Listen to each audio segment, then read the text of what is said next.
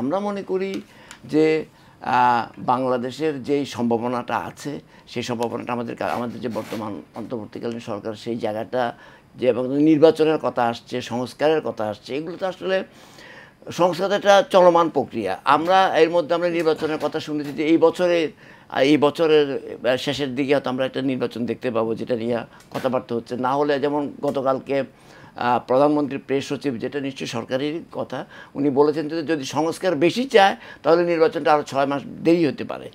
আমরা বাংলাদেশের মানুষ তো আসলে বাংলাদেশের যে স্বাধীনতার যুদ্ধের যে আমাদের যে অঙ্গীকার ছিল, যারা মুক্তিযুদ্ধ, এখানে আমাদের একজন প্রাক্তন সেনা কর্মকর্তা আছে, উনি নিশ্চয়ই আমি যতটুকু জানি মুক্তিযুদ্ধ অংশগ্রহণ করেছেন, ওনারা আরও ভালো জানেন।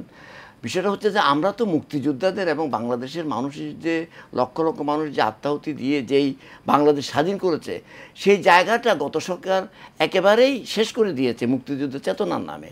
তারা বাংলাদেশের ভৌগোলিক অখণ্ডতাটাই আপনার একটা ভালনারেবল পজিশনে হুমকির মধ্যে নিয়ে গেছে এবং প্রত্যেকটা জায়গা। এবং দেখেন না, আজকে আমরা আমাদের তো সবচেয়ে বড় প্রায়োরিটিটা হচ্ছে আমার মতে যে বাংলাদেশ যে একটা স্বাধীন রাষ্ট্র হিসেবে পৃথিবীর মানচিত্রে আবির্ভূত হলো, আমাদেরকে এটাকে আমাদের সবার প্রাণের বিনিময়ে এটাকে প্রথমে রক্ষা করতে হবে।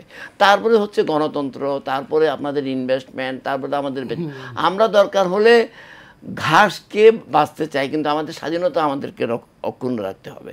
এটা হলো বেসিক কথা, কারণ এটাই হয়। এবং আমরা দেখি এবং যাদের কারণে আমাদের বাংলাদেশের স্বাধীনতা সার্বভৌমত্বটা হুমকির, আমাদের পার্শ্ববর্তী দেশের কথা, এটা আমরা বিভিন্ন সময় আলোচনা করেছি।